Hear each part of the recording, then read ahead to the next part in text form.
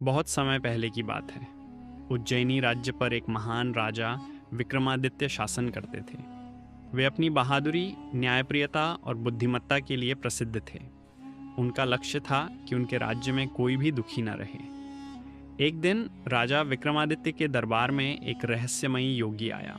उसने राजा से कहा, हे राजन, यदि तुम सच्चे वीर और धैर्यवान हो तो मैं तुम्हें एक विशेष कार्य सौंपना चाहता हूँ। राजा विक्रम ने कहा, योगी महाराज, बताइए क्या कार्य है। योगी ने मुस्कुराते हुए कहा, तुम्हें एक बेताल को पकड़कर मेरे पास लाना होगा। वह एक पीपल के पेड़ पर उल्टा लटका रहता है, लेकिन ध्यान रहे ये कोई साधारण कार्य नहीं है।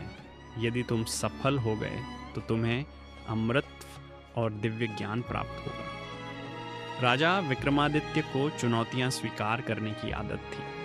वे तुरंत तैयार हो गए और अकेले ही उस गहरे जंगल की ओर चल पड़े जहां वह रहस्यमयी बेताल रहता था। जब राजा विक्रमादित्य जंगल में पहुंचे तो वहां घना अंधेरा था।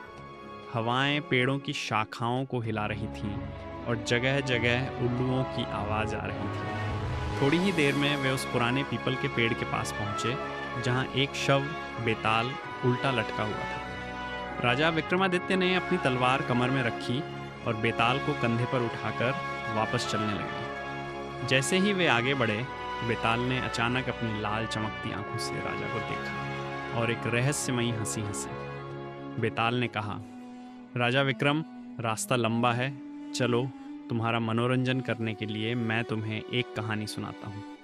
लेकिन ध्यान रखना, अगर तुमने बीच में बोल दिया तो मैं वापस उड़ जाऊंगा।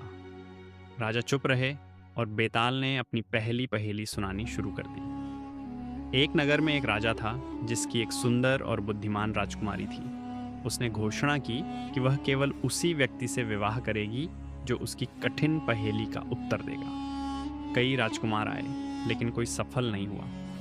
अंत में एक युवक ने सही उत्तर दिया, लेकिन फिर भी राजकुमारी ने उससे विवाह करने से मना कर दिया। बताओ राजा विक्रम, ऐसा क्यों हुआ? राजा विक्रमादित्य ने कुछ देर सोचा और फिर उत्तर दिया, क्योंकि विवाह सिर्फ बुद्धिमत्ता पर निर्भर नहीं करता। विवाह के लिए समानता और उपयुक्तता भी आवश्यक होती है। हो सकता है कि वह युवक राजकुमारी के योग्य न हो। राजा का उत्तर सुनते ही बेताल जोर से हंसा और कहा, राजन, तुमने उत्तर दे दिया, इसलिए अब मैं वापस अपने पेड़ पर जा रहा हूँ। यह कहकर वह हवा में उड़ गया और फिर से उसी पीपल के पेड़ पर जाकर लटक गया। राजा विक्रम ने हार नहीं मानी। वे फिर से पेड़ के पास गए, बेताल को उतारा और कंधे पर उठाकर चल दिए। लेकिन हर बार बेताल एक नई पहेली सुनाता और राजा अपनी बुद्धिमत्ता से उसका सही उत्तर दे देता। इस तरह 25 बार बेताल ने पहेलियां सुनाई और राजा ने हर बार सही उत्तर दिया। जब राजा ने 25वीं पहेली का उत्तर दिया, बेताल ने अचानक राजा से कहा, राजन, अब मैं तुमसे प्रसन्न हूँ, लेकिन मैं तुम्हें एक चेतावनी देना चाहता हूँ। वह योगी जिसने तुम्हें यह कार्य सौंपा है वास्तव में एक कपटी व्यक्ति है। वह तुम्हें धोखा देकर तुम्हारा बलिदान देना चाहता है ताकि वह अमर हो सके। राजा विक्रमादित्य को यह सुनकर आश्चर्य हुआ, लेकिन वे सतर्क रहे। राजा जब बेताल को लेकर योगी के पास पहुंचे तो योगी बहुत प्रसन्न हुआ। उसने कहा, राजन, अब मैं तुम्हें एक मंत्र पढ़ने के लिए कहूँगा और जैसे ही तुम मेरी आज्ञा का पालन करोगे तुम्हें दिव्य शक्तियाँ प्राप्त होंगी। लेकिन राजा विक्रमादित्य अब सतर्क थे। उन्होंने अपनी तलवार खींच ली और बोले, कपटी योगी, मैं तुम्हारे षड्यंत्र को समझ चुका हूँ। तुम मुझे बलि चढ़ाकर अमर होना चाहते हो। योगी घबरा गया और बचने की कोशिश करने लगा, लेकिन राजा विक्रमादित्य ने अपनी तलवार से उसे परास्त कर दिया। योगी का अंत होते ही बेताल फिर से प्रकट हुआ और प्रसन्न होकर बोला, राजन, तुमने अपनी बुद्धि और वीरता से स्वयं को सत्य का रक्षक सिद्ध किया है। मैं तुम्हें दिव्य ज्ञान और शक्तियाँ प्रदान करता हूँ। इसके बाद बेताल ने राजा विक्रमादित्य को महान ज्ञान और अद्वितीय शक्ति दी, जिससे वे और भी बुद्धिमान और पराक्रमी बन गए।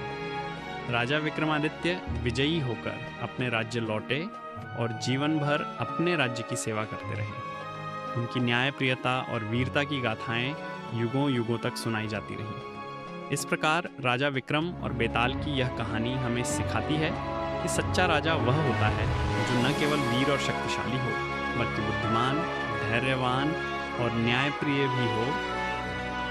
The end story.